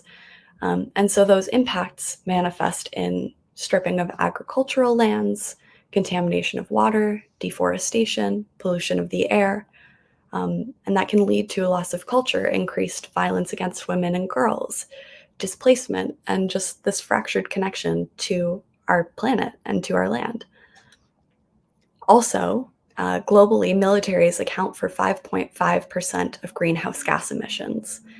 The US Department of Defense has a larger carbon footprint than 140 countries, and it's the largest institutional consumer of fossil fuels. So these environmental impacts are not being held to account in global climate negotiations like COP28, where reporting military emissions is currently voluntary. These connections are really critical to understand, and systemic issues can often feel beyond our control. And that's kind of purposeful. Those in power rely on us feeling powerless, because if we dream of challenging the way things currently are, we'll become paralyzed before we can even begin. Imagination is a radical tool for transformation, and that's why I choose to tell stories. I believe documentary storytelling can transform our collective sense of powerlessness into mobilizing for action in solidarity with those on the front lines of climate change. Climate stories are currently a little bit underfunded, and especially for independent filmmakers like myself. It's taken 4 years just to get into production on this project alone. And occasionally I'll hear from people when we're catching up, oh wow, you're still working on this film. And yes, I'm still working on it. It's a huge process. Our world kind of demands fast productivity and quick turnover for creative products. But to me, and a lot of documentary filmmakers, a film is not just a product to be consumed, but it's this process, one that can create justice for the communities that we work with. And so although the subject matter is really timely and really urgent, building relationships with people and building trust with people requires time. And so that's the foundation of creating a film, is that you have trust-based relationships and continual informed consent during the process of making this film, especially for myself, making sure that as somebody from the global north, I'm allowing my participants in the film to center their own needs of their communities rather than a scripted narrative of what my own agenda would be. And so over the past few years, I've worked to build really trusting relationships with our protagonists and their communities. And I would say that this is one of the most rewarding parts of the process. I've built so many incredible friendships along the way, and being given the privilege to bear witness to people's lives, people making radical transformative change, is a real privilege. And I love the process of working together to bring their stories to the screen.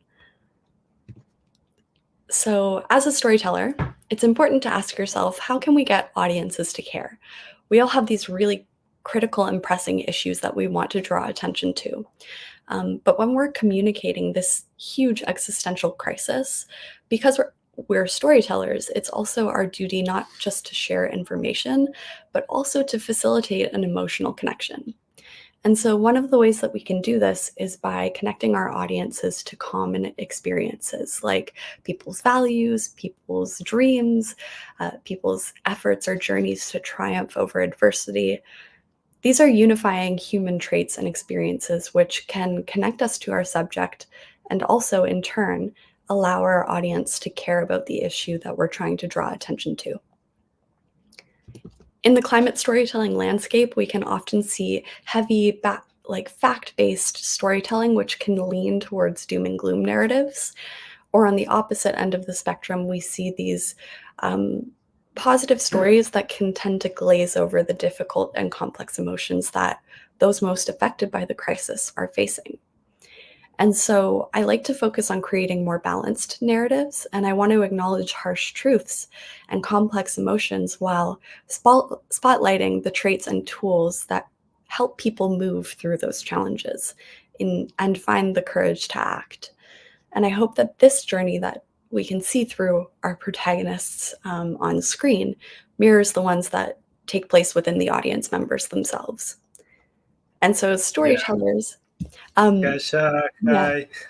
Yeah. Sorry to interrupt you. No time. Yeah, we have this kind of small schedule, Yeah, but for it's sure. incredible how you are sharing with us, and at least what you are just sharing at the end bringing the balance in between these two ways of realizing. Now we have the filmmaking, we were hearing some musicians, and I will make you some questions, but I also have a surprise for you.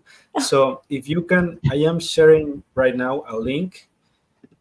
I don't know if here in the chat, can you press it? And yeah, because meanwhile I do the questions with you, we will explore what we now know. The Ecoverse is where we will be having everyone that is joining this session will be able to join here and start talking between each other, and let me know when you are there. You have to create just an avatar. It's super easy. And meanwhile, I really gonna read the questions. What is one thing that you were surprised to learn about wheels on the road in comparison to your prior research? Meanwhile, you think, let's join the link. I know it's there's a lot of things happening now. Yeah, sorry, do you mind repeating the question, because I was struggling to hear it a little bit? Don't worry. So what is one thing that you were surprised to learn about wheels on the road in comparison to your prior research? I feel like, so in comparison to my research versus being in the field, about the issue, is that sort of what I'm gathering from the question? Yes. I feel like the process of the film has changed over time. When I had this original idea about peace and climate justice being connected and drawing those connections, it was very focused on the effects of conflict. And over time, as movements have continued to change, and also as we've discovered those who would be featured in our film, the topic of like occupation, like military occupation, and kind of the impacts of colonization have come forefront based on those who we've been working with. And so that, being mirrored across the world is really important. From Hawaii to Palestine, we're seeing those longstanding impacts of colonial occupation and the effects and also the role that Indigenous peoples are playing in the movement for deoccupation and also for climate justice. So it was like this original thesis, but it shapes over time. There's this quote that I really love that says, if your story doesn't change along the way, or if you end up with the story that you set out to tell, you didn't listen along the way. So yeah, being open to stories shifting is important. Yeah, that was amazing. Thank you for your answer. Thank you again for the job that you are doing, and for all of the supporters that are helping us with the interpretation, for example, eco interpreters that are making that possible that we have these streaming sessions in 4 languages at the same time. So it's really important for us to make this as inclusive as possible. It was an amazing session. I will appreciate, we will close the sessions now, but Kasha, if you would like to join me, we will continue with the English one. And if you would like to join me into the Ecoverse just to explore, and that you can see what are we working on the GYC community for the challenge. Because do you remember that we share with you that we are going to deliver some filmmaking equipment to the youngsters? So we have been struggling and thinking, what's the best way to deliver this in a way that is fair for everyone? So we are launching this. We will be launching these challenges prior the next week, and they will have 6 more sessions to compete for. Each two weeks. We will deliver a filmmaking equipment like a HD camera action or microphones and it's a way that Nalla from the BBC Earth was sharing with us. Yes, I'm doing me shots with my super equipment, but even the kitchen is a location for finding wildlife, an insect or whatever. So there's no excuse. And if you don't have a camera, thanks to Kasha donation, we will be able to deliver. And as Kasha donated, there's all other speakers that have been donating their part into this amazing endeavor of providing equipment, tools, and knowledge to the global youth community. Thank you so much for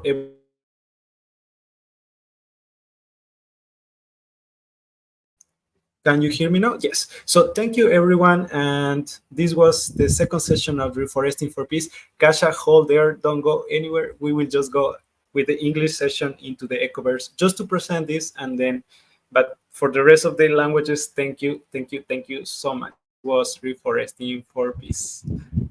Irene, let's go with the Ecoverse now. Thank you. So...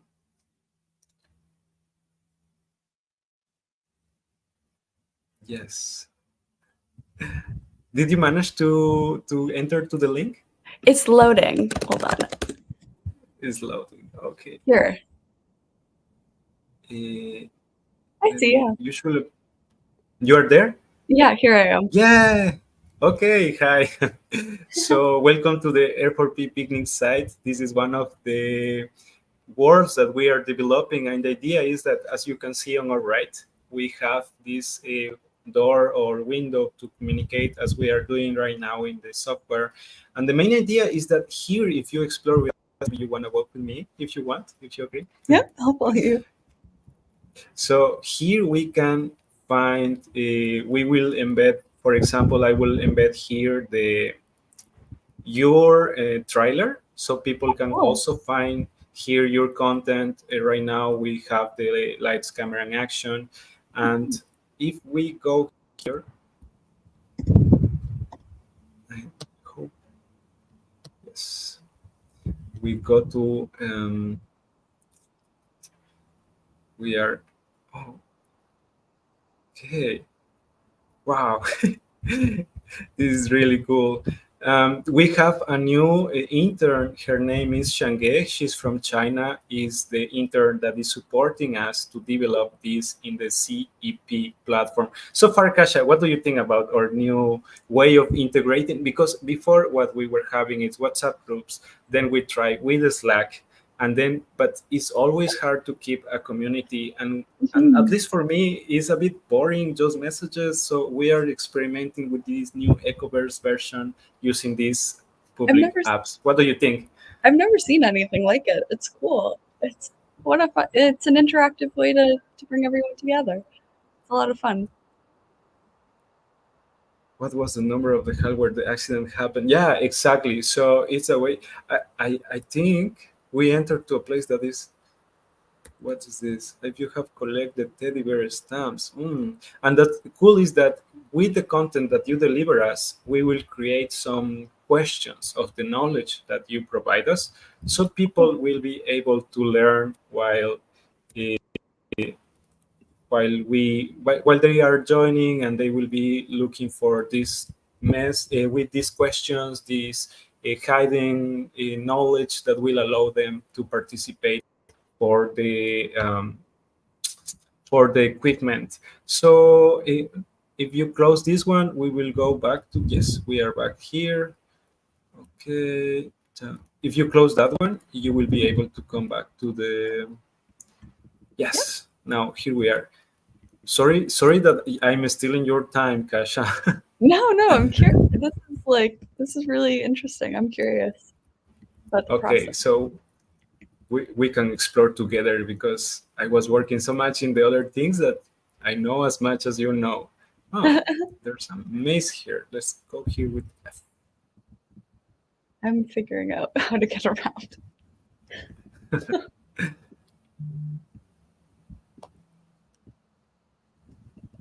I feel like I'm stuck.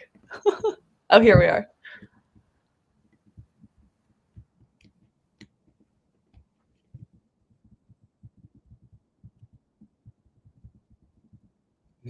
It's a quiz time review. The first lesson today.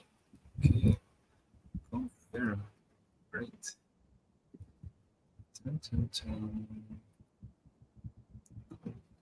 Oh, it says, what is the famous visual trick that allows you to capture great content even by just using your phone?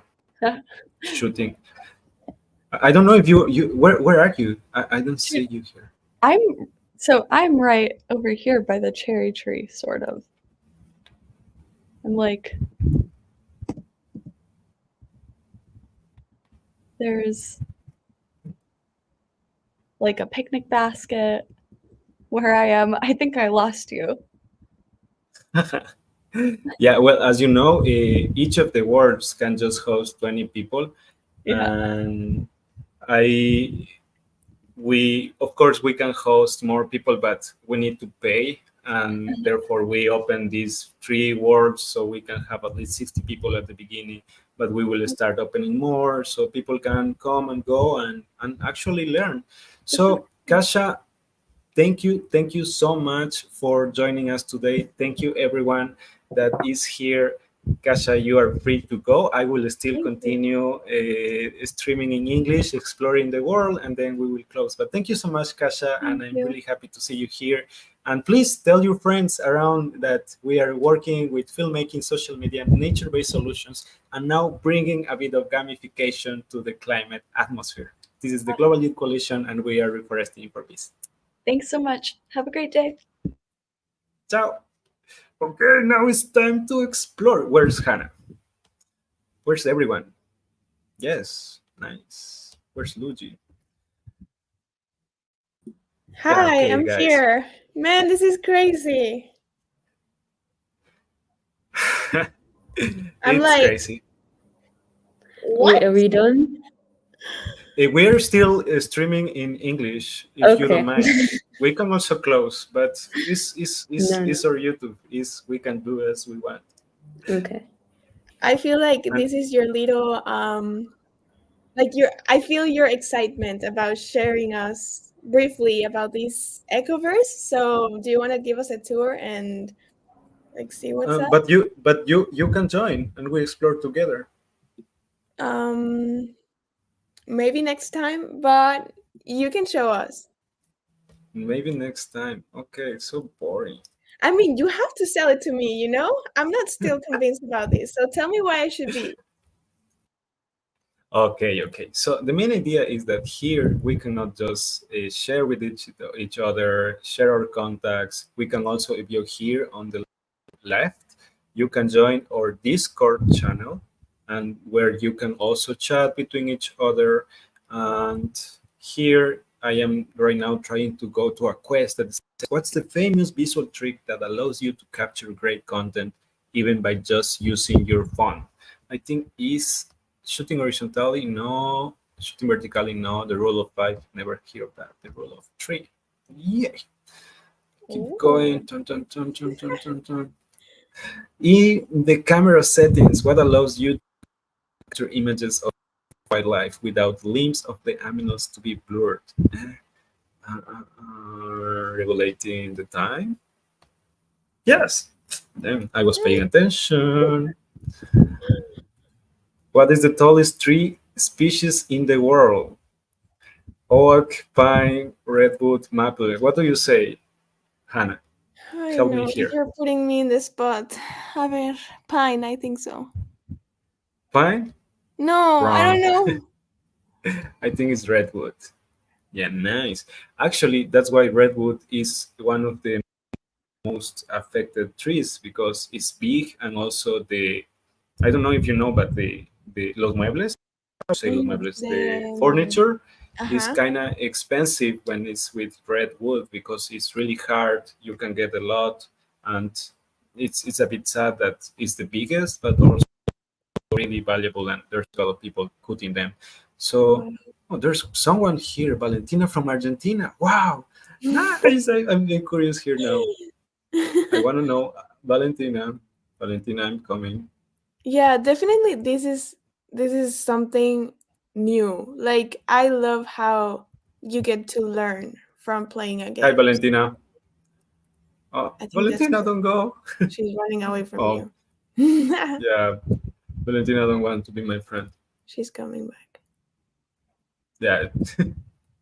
Okay, I will not harass Valentina. I will respect her decision or not go out with me in the Ecoverse, but I will continue solving it. I know she says hi in the chat. Hi, Valentina, ¿cómo estás? Oh, I can chat here. Hola.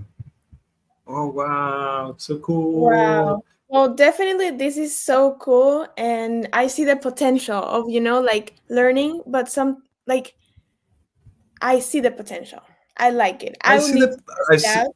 I see the potential, but I don't see you here. Neither Yeah, Luigi. Augustine and I'm Hannah, not, I love your I need to investigate fully, and I'm committed to I want to actually go outside and learn. But if this is a great opportunity for me to learn from the earth and how can we build relationship with one another, then it's great. But I would not just step up in something that I just met, but definitely I'm going to check it out. Definitely. Okay, so Augustine careful and as Hannah, well. I love your enthusiasm, but it's time to wrap up now. We can continue next Okay. session. Sure. Thank you so much to Aw. all of our viewers and our audience. We hope that you enjoyed the sessions. Please fill out the attendance form, and you'll also find a section for feedback. If you guys have any suggestions, just let us know. And also subscribe to our YouTube so that you get all of the latest updates. And thank you so much. Thank Luigi, you. one question. What happened with Okay. attendance form 1? Oh, attendance form 1 will not, it's not important anymore because because of the technical issues, we're not gonna see the first attendance form. We're gonna just start from the second one. So Okay, so did you guys enjoy this session? We did. I think they did from the YouTube comments. So yeah. But what about you? Oh, What I about did. you? Definitely. Nice. Definitely. That's important. The Yeah. viewers, but also you guys, because we all have to have fun. Okay, yeah. Ciao. Yeah. Goodbye. Bye. Bye.